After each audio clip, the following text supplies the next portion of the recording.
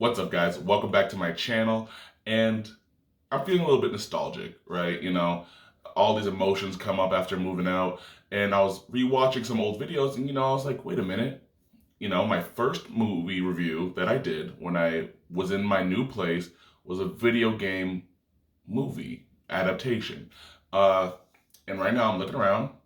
Like I said, I'm in my mom's place, and so that's a new place. There's a new video game movie out, and I'm like, let's put two and two together here. So I'm sure you can guess what I'm reviewing.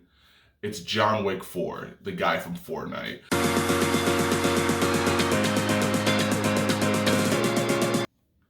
That's right, guys. So today I'm gonna be. Are you still doing this? Like, for real? Like, come on, look at the thumbnail. Look at the intro. You're wearing red. Why are you still trying to make people guess? It's the Mario movie. For real. Like, it's crazy. You keep following. Like, how do you know where I'm at? Like, I'm not even in the same place. There's no way you could even live here. No, I don't follow you. Conceited much? Well, I mean, technically, I'm not like following you physically. I do follow you on Instagram. I saw you were gonna be posting soon, so I was in the area, but doing my aerobics. Get out. Okay. Listen, don't do that again, because I promise you, I'll be back. Okay? Because I'm always watching. Always.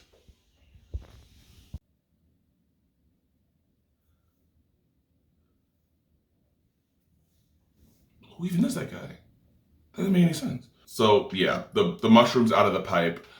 I'm doing the Super Mario movie. I was actually really excited for this movie when I saw the trailer, because I'm starting to realize how much I actually really like video game adaptations. Well, at least good ones. You know what I mean? The Sonic movie, Detective Pikachu. I feel like we're really in the era where video game movies are starting to get so much better, and I'm very excited for it. So anyway, without further ado, let's hop into the recap. You start off with the most famous plumber/brother duo in all of the world's history, Mario and Luigi. But they're not that famous yet. Right now, they're just two guys in Brooklyn looking to start their own plumbing business from the ground up. But nobody except their mama believes in them, and that's tough. But one day, they look on the news and they see that Brooklyn is flooding for some reason, and they decide that they will be the ones to save their borough and become heroes. So they hop, skip, and jump down a sewer, as anyone would do, and they find themselves sucked into a mysterious green pipe. But Mario and Luigi get split up in the warp zone. Luigi gets sent to World 5-4, and Mario is sent straight to the first level. With that, Luigi finds himself captured by Bowser while he's currently on his way to destroy the Mushroom Kingdom for the love of Peach. While our Mario finds himself tied in with Peach's plan to build an army and stop Bowser's reign of terror for good. So now, Mario must embark on his journey through Donkey Kong Country, Rainbow Road kart racing, and Bowser's Kingdom to save Luigi and the Mushroom Kingdom, and reunite the Super Mario Brothers.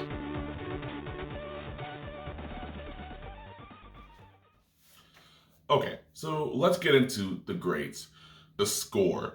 The score was very well done, because they integrated various different scores from the other video games. Just regular Super Mario Bros., of course, the classic original theme.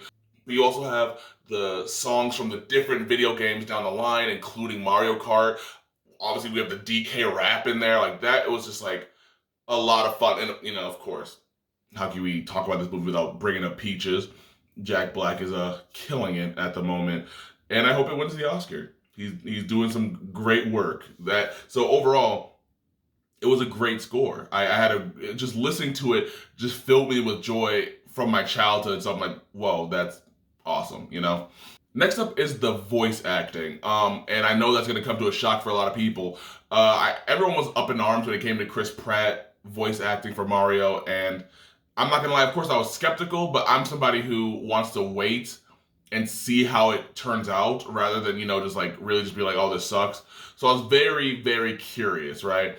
And I'm not gonna lie to you, I actually think he did a good job, shockingly enough. I think that while obviously Chris Pratt didn't do the high-pitched woohoo, overly like Italian stereotype voice that Mario usually has, uh, I think Chris Pratt giving him a slight Brooklyn accent and he has like a normal voice kind of humanized him in a way that the movie needed, right? Because we needed to watch Mario, be like a normal person having normal people problems like with his parents and his career choices and all that stuff. And so I feel like giving him Chris Pratt's voice actually helped ground him as a person. You know what I mean?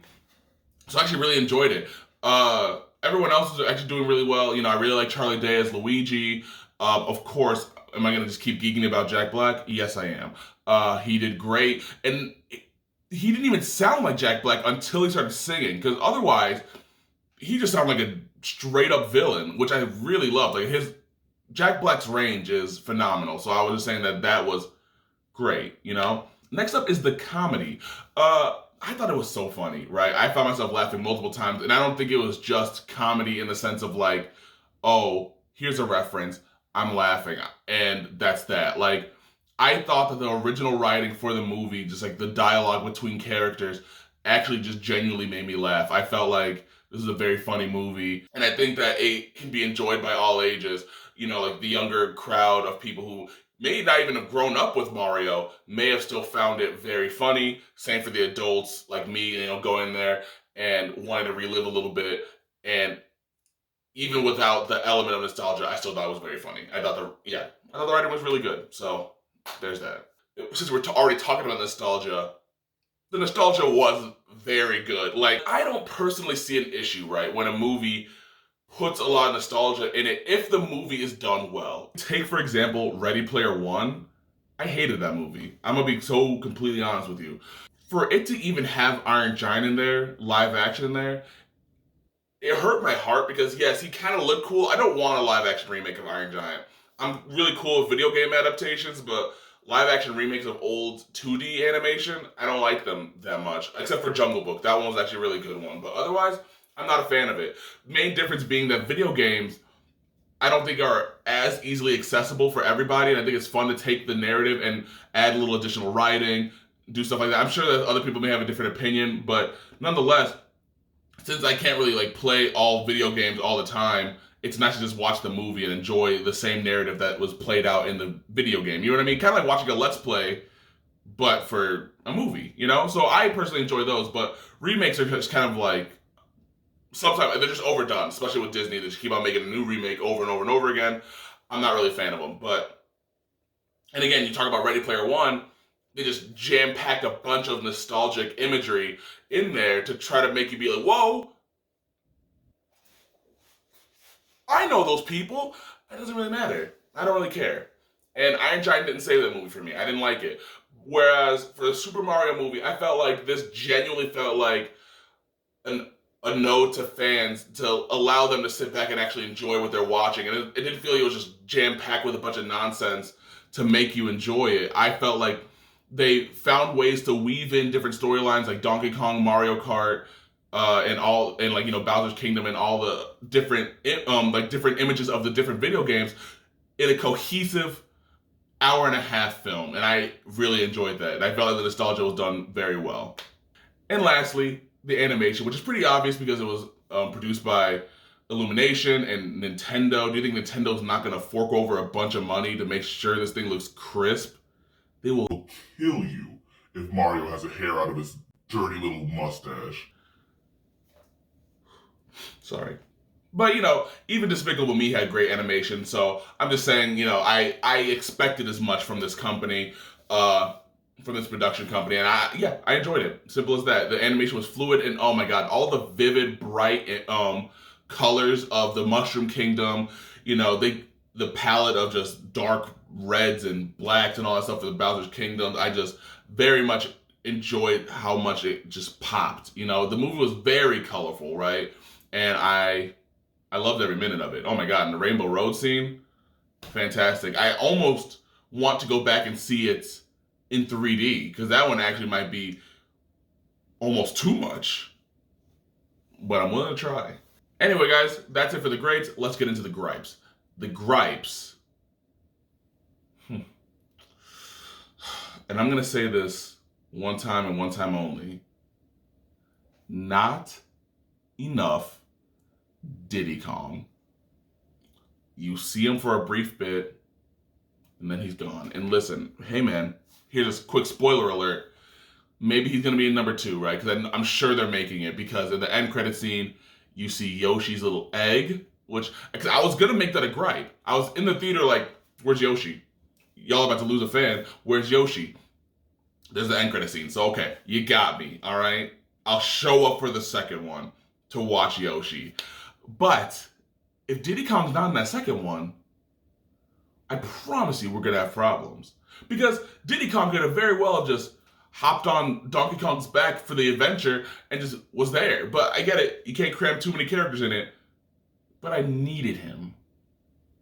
I needed him. And where was he when I needed him the most? He vanished.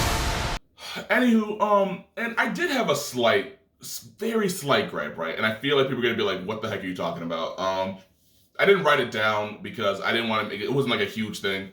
I'm not gonna lie to you. When it comes to voice acting, I think everyone did great, except I wasn't sold on Peach, right? Anya, I don't think her voice really fit into there. While I was surprised pleasantly by Chris Pratt, I felt I was slightly underwhelmed. I felt like anyone else could have came in and done it a little bit better. You know what I'm saying? You know, because, I thought it was cool that the original voice actor, they got him to play, the original Jumpman guy that was in the beginning of the movie, along with Mario's dad. I thought that was really cool. But for Peach, I just felt like it was slightly, like I said, underwhelming a little bit. But it wasn't a huge gripe enough for it to really knock off the movie. And honestly, I think I might have a personal bias because my introduction to Anya Joy-Taylor was in the New Mutants movie, where she was just saying just really poorly written racist jokes the whole time, and all of a sudden she's a friend at the end of the movie. I hated her character in the movie. I actually just hated the movie in general, but her character in the movie really annoyed me.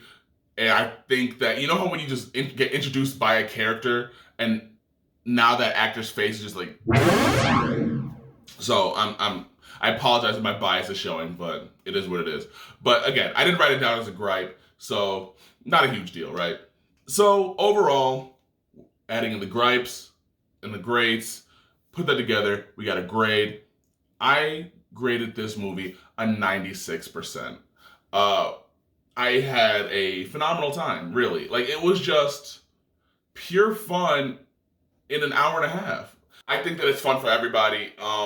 It's something that's definitely in my category of Tybo films. Just turn your brain off and just sit back and just watch colors flash at you. And sometimes you just need that, especially in this world of, the news kind of putting a lot of sad and just hateful stuff in there. It's just nice to just go watch a goofy movie about a little Italian man just hopping into pipes and a big lizard singing about peaches. It's a lot of fun, It's just great to just relax. So, with all that being said, I highly recommend it. I haven't done a movie review in a while. I actually really haven't posted in a while.